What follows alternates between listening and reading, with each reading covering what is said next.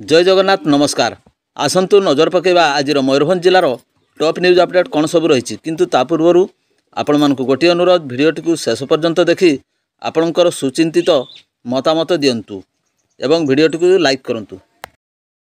आज प्रथम खबर उदला थाना अंतर्गत फुलबाड़ियार चारुचंद्र सिंह अरफ चारू बयस 25 वर्ष शिमिलपाल अभयारण्य वन्यजंतु शिकार छाड़ी देशबंधुक सहित आम आत्मसमर्पण कर शिमिलपाल रक्षक साइंट शिमिलपाल बाघ संरक्षण उप क्षेत्र निर्देशक डॉक्टर सम्राट गौड़ा और नुआगाँ पंचायतर वार्ड मेंबर सुकुराज सिंह उपस्थित से आत्मसमर्पण करते। वन विभाग पक्षर कहुई शिमिलपाल शून्य शिकार मिशन अभियान प्रभाव अनुजाई 2024 मार्च ठारू एपर्यंत शिकारी माने 50 रु ऊर्ध्व बंदूक जमा कर सारी बेआईन भाव रखा 100 रु ऊर्ध्व बंदूक जबत कराई। एही अभियान रे चांदुआ सरपंच समेत सपंचुआ सरपंच लुधिया माझी चंपाझर सरपंच विक्रम पिंगुआ प्रमुखों सक्रिय भूमिका जो शिकारी माने बंदूक सह आत्मसमर्पण उत्साहित होती। जो माने स्वेच्छा बंदूक सह आत्मसमर्पण कर विरोध में कौन मामला रुजु करा दक्षता वृद्धि सकाशे विभाग पक्षर 2 मास मागणा वृत्तिगत तालीम व्यवस्था करा फल से आगामी भविष्य में नियुक्ति पाइबार अधिक सुजोग पाइपारे। परवर्ती खबर बड़साई थाना अंतर्गत हरिपुर ग्रामर बाबाजी नायकर पुओ जगबंधु बयस 40 वर्षर सड़क दुर्घटन प्राण हराई। बारिपदारू काम सारी घर को फेरुवा समय करंजिया निकट में दुर्घटना घटता तुरंत बारिपदा मेडिकल में भर्ती करा बेले कटक मेडिकल स्थानांतरित करा कटक जीवा रास्तार मृत्यु हो से जड़े माछ व्यवसायी थे। मृत्यु तालपदा हरिपुर अंचल में शोकर छाया खेली।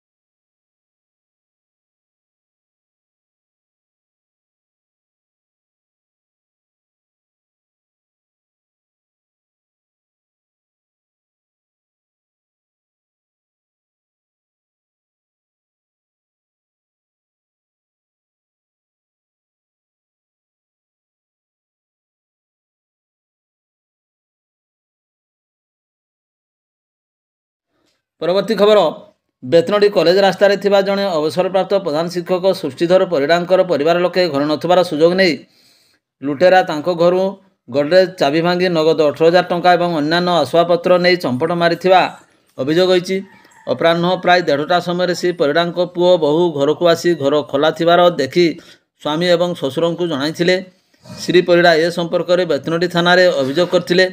पुलिस घटनास्थल पहुंची तदंत करथिले चोर मानकर कौन संधान मिल पारि नाही। श्री परिडा घरर अति निकट में पुलिस उपखंड अधिकारी कार्यालय थिले लुटेरा किभली साहस करी एही लुट कले ताहा आलोच्य विषय पलटि। बेतनटी एवं बैसिंगा थाना इलाकारु अनुप्रवेशकारी एवं मद भाटी न हटिबा पर्यंत एभली लुट हेउथुबो बोली बुद्धिजीवी महल रे आलोच होउछ। परवर्ती खबर सुलियापदा पुलिस और जिला आंचलिक परिवहन विभाग पक्षर मंगलवार अपराह मिलित भाव में चढ़ाऊ कर कोस्टा कॉलेज निकट में समस्त गाड़ी मोटर कड़ाकड़ी भाव में जांच करा तनखी बेले सठिक कागजपत्र नथिबा बिना हेलमेट रे गाड़ी चालना सह मद पी गाड़ी चलाइबा आईन उल्लंघनकारी चालकों मोट 2,15,000 टंका जरिमाना बाबद को चालान करा सूचना मिली। एसह सुलियापदा थाना अधीन बैंकटपुर ग्रामर सुनाराम माराणी पुओ कालेक मारांडी बयस 36 वर्ष मद्यपान करी गाड़ी चलाई धरा पड़ी हटहटा होती। पुलिस तांको विरोध में एक मामला रुजु करी से चलाउथबा हीरो पैशन प्रो बाइक को जबत करी तांको ठारू 10,000 टंका जरिमाना आदाय करा जायथिबा थाना अधिकारी पाखर सूचना मिली। परवर्ती खबर मयूरभंज जिला महुलिया थाना अंतर्गत चंपाझर ग्रामर सोमवार संध्यारे निज घर भितर लुहा रड और काठफाड़िया साहाय्य स्त्री को पिटी हत्या करथिबा अभियोग होईछि। पुलिस अभियुक्त स्वामी को गिरफ करने सहित हत्याकांड व्यवहृत सामग्री को जबत कर। अभियुक्त सान भाई रतन ଲାଲଙ୍କ ଅଭିଯୋଗ କ୍ରମେ ମହୁଲଡ଼ିହା ଥାନା ପୁଲିସ ଏକ ମାମଲା ରୁଜୁ କରି ଘଟଣାର ତଦନ୍ତ ଜାରି ରଖିଛି। ଗିରଫ ଅଭିଯୁକ୍ତ ହେଲେ ଚମ୍ପାଝର ଗ୍ରାମର ଉଦୟ ହୋ।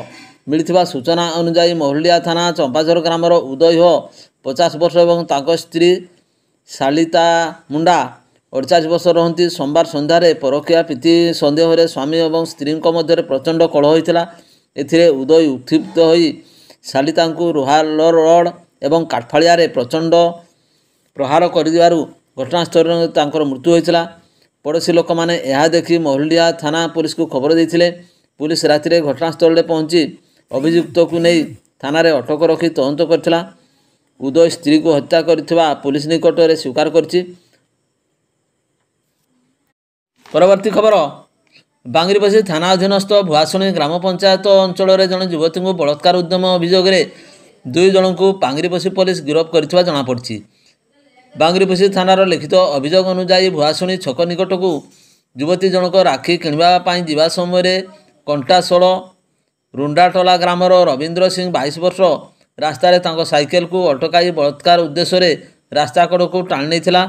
ଯୁବତୀ ଖସି ପଳାଇ ଯିବାକୁ ଉଦ୍ୟମ କରୁଥିଲେ, ହେଲେ ଅଭିଯୁକ୍ତ ଜଣକ ଏକ ବାଡ଼ି ସାହାଯ୍ୟରେ ତାଙ୍କୁ ପିଟି ଚେତାଶୂନ୍ୟ କରିଦେଇଥିଲା। ତଳେ ପଡ଼ିଯିବା ସମୟରେ ତାଙ୍କ ଭେଣେଇ ଏବଂ ଉପସ୍ଥିତ ଥିବା ସ୍ଥାନୀୟ ଲୋକେ ତାଙ୍କୁ ଉଦ୍ଧାର କରି ଘରକୁ ନେଇଥିଲେ। ପୁଣି ଥରେ ରବୀନ୍ଦ୍ର ସିଂ ଘରକୁ ଯାଇ ଏକୁଟିଆ ଦେଖି ବଳପୂର୍ବକ ବଳାତ୍କାର କରିବା ପାଇଁ ଚେଷ୍ଟା କରିଥିଲା। ସୋମବାର ସମୟରେ ତାଙ୍କ ମା ଆସି ବିରୋଧ କରିବାରୁ ଉଭୟଙ୍କ ମଧ୍ୟରେ ବଚସା ହୋଇ ତାଙ୍କୁ ମଧ୍ୟ ଚାପୁଡ଼ା ମାରିଥିଲା। ପରେ ରବୀନ୍ଦ୍ର ସିଂ ପିତା ମଙ୍ଗଲ ସିଂ ମଧ୍ୟ ଘରେ ଆସି ସେମାନଙ୍କୁ ଧମକ ଦେଇଥିବା ନେଇ ଥାନାରେ ଅଭିଯୋଗ ହୋଇଛି। ଅଭିଯୋଗ ପରେ ବାଙ୍ଗିରିପୋଷି ପୋଲିସ ଅଭିଯୁକ୍ତ ଗିରଫ କରି ଉଭୟଙ୍କୁ ଅଧିକ ତଦନ୍ତ ଚଳାଇଛି। ପରବର୍ତ୍ତୀ ଖବର, ବେତନଟୀ ବ୍ଲକ ଅଧୀନ ବୈଶିଙ୍ଗା ଥାନା ପୁରୁଣିଆ ଗ୍ରାମର ସୋମବାର ସନ୍ଧ୍ୟାରେ ଜନୈକ ବ୍ୟକ୍ତିଙ୍କୁ ସଂଘବଦ୍ଧ ଭାବେ ଆକ୍ରମଣ କରିବା ଘଟଣାରେ ପୁଲିସ 3 ଜଣଙ୍କୁ ଗିରଫ କରିଛି। ଆକ୍ରମଣରେ ଯୁବକଙ୍କ ହାତ ଏବଂ ଗୋଡ଼କୁ ହାଣି ପକାଇବା ଯୋଗୁଁ ଗଭୀର କ୍ଷତ ସୃଷ୍ଟି ହୋଇଛି ଏବଂ ସେ ବାଲେଶ୍ୱର ଜିଲ୍ଲା ମୁଖ୍ୟ ଡାକ୍ତରଖାନାରେ ଚିକିତ୍ସିତ ହେଉଛନ୍ତି। ମିଳିଥିବା ସୂଚନା ମୁତାବକ ପୁରୁଣିଆ ଗ୍ରାମର ହରେକୃଷ୍ଣ ପାଢ଼ୀଙ୍କ ପୁଅ ଶ୍ରୀରାମ ପାଢ଼ୀଙ୍କ ସ୍ତ୍ରୀକୁ ଗ୍ରାମର କିଛି ଯୁବକ ଅଶ୍ଳୀଳ ଭାଷାରେ କମେଣ୍ଟ ମାରିବା ଫଳରେ ସେ ତାଙ୍କ ସ୍ୱାମୀଙ୍କୁ ଫୋନ୍ କରି ଜଣାଇଥିଲେ। ଏହାପରେ ଶ୍ରୀରାମ ଏବଂ ବଡ଼ ଭାଇ କାର୍ତ୍ତିକ ମିଶି ଘଟଣାସ୍ଥଳକୁ ଯାଇ ଦେଖିଲା ବେଳକୁ 4 ଜଣ ଯୁବକ ମଦ୍ୟପାନ କରୁଥିଲେ। 2 ଭାଇ ସେମାନଙ୍କୁ ଘଟଣା ବାବଦରେ ପଚାରିବାରୁ ସେମାନେ 2 ଭାଇଙ୍କୁ ନାନାଦି ଗାଳିଗୁଲଜ କଲେ ଏବଂ ଧମକପୂର୍ଣ୍ଣ ଚେତାବନୀ ମଧ୍ୟ ଦେଇଥିଲେ। ଏହାପରେ 2 ଭାଇ ବୈଶିଙ୍ଗା ଥାନାରେ ଅଭିଯୋଗ କରିବାକୁ ବାହାରି ଯାଇଥିଲେ ବେଳେ ହାଡ଼ଭଙ୍ଗା ଛକ ନିକଟରେ ପ୍ରାୟ 10 ଜଣ ଦୁର୍ବୃତ୍ତ ସେମାନଙ୍କୁ ଘେରିଯାଇ ତେଲେଙ୍ଗା କଟୁରୀ ଭୁଜାଲିରେ ଆକ୍ରମଣ କରିଥିଲେ। 2 ଭାଇ ଧାନ ବିଲ ଭିତରେ ଦୌଡ଼ୁଥିବା ବେଳେ ବଡ଼ ଭାଇ କାର୍ତ୍ତିକ କାଦୁଅରେ ଫସି ଯାଇଥିଲେ। ତାଙ୍କୁ ସେମାନେ ହାଣି ପକାଇଥିବା ବେଳେ ପ୍ରଚୁର ରକ୍ତସ୍ରାବ ଯୋଗୁଁ ସେ ଚେତାଶୂନ୍ୟ ହୋଇପଡ଼ିଥିଲେ। ସେ ମରିଗଲା ଭାବି ଅନ୍ୟମାନେ ତାଙ୍କୁ ଛାଡ଼ି ଚାଲିଯାଇଥିଲେ। ଶ୍ରୀରାମ ଗାଁ ଲୋକଙ୍କ ସାହାଯ୍ୟରେ ଭାଇଙ୍କୁ ବୈଶିଙ୍ଗା ଡାକ୍ତରଖାନାକୁ ଆଣିଥିଲେ, ହେଲେ ତାଙ୍କ ସ୍ୱାସ୍ଥ୍ୟ ଅବସ୍ଥା ଗୁରୁତର ଯୋଗୁଁ ବାଲେଶ୍ୱର ଜିଲ୍ଲା ମୁଖ୍ୟ ଡାକ୍ତରଖାନାକୁ ସ୍ଥାନାନ୍ତରିତ କରାଯାଇଥିଲା। ଏହି ଘଟଣାରେ ପୁଲିସ ରାଜେନ୍ଦ୍ର ବେହେରା, ଗୌତମ ପ୍ରଧାନ, ଗଣେଶ୍ୱର ସିଂଙ୍କୁ ଗିରଫ କରି ମଙ୍ଗଳବାର କୋର୍ଟ ଚାଲାଣ କରିଛି। ଅନ୍ୟମାନଙ୍କୁ ମଧ୍ୟ ଖୁବ୍ ଶୀଘ୍ର ଗିରଫ କରାଯିବ ବୋଲି ଥାନା ଅଧିକାରୀ କହିଛନ୍ତି। ପରବର୍ତ୍ତୀ ଖବର, ସୋମବାର ବିଳମ୍ବିତ ରାତିରେ ACCA ଅଲ୍ ଇଣ୍ଡିଆ ସଂଗଠନ କର୍ମକର୍ତ୍ତା ପକ୍ଷରୁ ବିଜାତଳା ଅଞ୍ଚଳରେ ଗୋଚାଲାଣ ବେଳେ ଚଢ଼ାଉ କରି 39 ଗୋରୁଙ୍କୁ ଉଦ୍ଧାର କରାଯାଇଛି। ସୂଚନା ଅନୁଯାୟୀ ସୋମବାର ରାତି ପ୍ରାୟ 2 ଘଟିକା ସମୟରେ ଦୁର୍ବୃତ୍ତମାନେ ପଶ୍ଚିମବଙ୍ଗକୁ ଗୋଚାଲାଣ କରୁଥିବା ସମୟରେ ଖବର ପାଇ ACCA ଅଲ୍ ଇଣ୍ଡିଆ କଟକ ମଣ୍ଡଳ ପ୍ରଭାରୀ ଜୟନ୍ତ କୁମାର ବେହେରାଙ୍କ ନେତୃତ୍ୱରେ ASIଙ୍କ ସହିତ ଚଢ଼ାଉ କରାଯାଇଥିଲା। ଫଳରେ ଦୁର୍ବୃତ୍ତମାନେ ଖସି ପଳାଇଯାଇଥିଲେ। ଏହାପରେ ସଂଗଠନ କର୍ମକର୍ତ୍ତା ପକ୍ଷରୁ ରାଇରଙ୍ଗପୁର SDPO ଗୋକୁଳାନନ୍ଦ ସାହୁଙ୍କୁ ସୂଚନା ଦିଆଯାଇଥିଲା। SDPOଙ୍କ ନିର୍ଦ୍ଦେଶ ପରେ ରାଇରଙ୍ଗପୁର ଗ୍ରାମାଞ୍ଚଳ ଥାନା ପୁଲିସ ଘଟଣାସ୍ଥଳକୁ ପହଞ୍ଚି ମୋଟ 39ଟି ଗୋରୁଙ୍କୁ ଉଦ୍ଧାର କରିଥିଲା।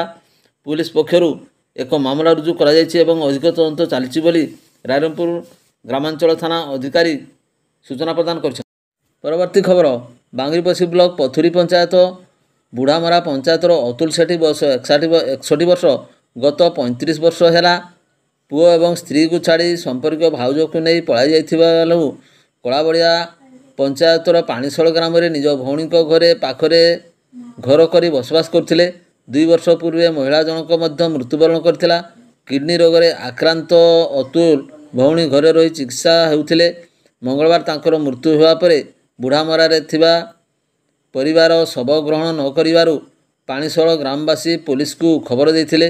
ବାଙ୍ଗିରିପୋଷି ପୁଲିସ ପରାମର୍ଶ ପରେ କଳାବାଡ଼ିଆ ସରପଞ୍ଚ ଗ୍ରାମବାସୀ ଗାଁରେ ଥିବା ଭଉଣୀ ଭଣଜା ସହାୟତାରେ ଶବଦାହ ଗାଡ଼ିରେ ମର ଶରୀର ନେଇ ବାରିପଦାରେ ଥିବା ବାରୁଣୀ ଘାଟରେ ଶବଦାହ କରିଥିଲେ। ପରବର୍ତ୍ତୀ ଖବର, କୁଡ଼ିଅଣା ଥାନା ଅନ୍ତର୍ଗତ 18 ନମ୍ବର ଜାତୀୟ ରାଜପଥର ତିତିରି ହନୁମାନ ମନ୍ଦିର ନିକଟରେ ପ୍ରତ୍ୟୁଷରେ ଏକ ସଡ଼କ ଦୁର୍ଘଟଣାରେ 2 ବାଇକ୍ ଆରୋହୀ ଗୁରୁତର ଆହତ ହୋଇଥିବା ଜଣାପଡ଼ିଛି। ଘଟଣାରୁ ପ୍ରକାଶ ଟ୍ରକ୍ ନମ୍ବର AP03E 4977 ବାରିପଦା ଅଭିମୁଖେ ଯାଉଥିବା ବେଳେ bike number OD 11G 7828 Jharpokharia ଅଭିମୁଖେ ଭୁଲ ରାସ୍ତାରେ ଯାଇ ଟ୍ରକ୍ ସହିତ ଧକ୍କା ହୋଇଥିଲା। ଫଳରେ 2 ବାଇକ୍ ଆରୋହୀ ଛିଟିକି ରାସ୍ତା ଉପରେ ପଡ଼ିଥିଲେ। ଅତ୍ୟଧିକ ରକ୍ତସ୍ରାବ ଯୋଗୁଁ ଗୁରୁତର ହୋଇପଡ଼ିଥିଲେ। କୁଡ଼ିଅଣା ପୁଲିସ 2 ଜଣଙ୍କୁ ଆମ୍ବୁଲାନ୍ସ ଯୋଗେ ବାରିପଦା PRM ମେଡିକାଲକୁ ପଠାଇଥିବା ସହିତ ଗାଡ଼ି 2ଟିକୁ ଜବତ କରିଥିବା ଜଣାପଡ଼ିଛି। ଭିଡ଼ିଓଟିକୁ ଶେଷ ପର୍ଯ୍ୟନ୍ତ ଦେଖିଥିବାରୁ ଆପଣଙ୍କୁ ଅଶେଷ ଧନ୍ୟବାଦ।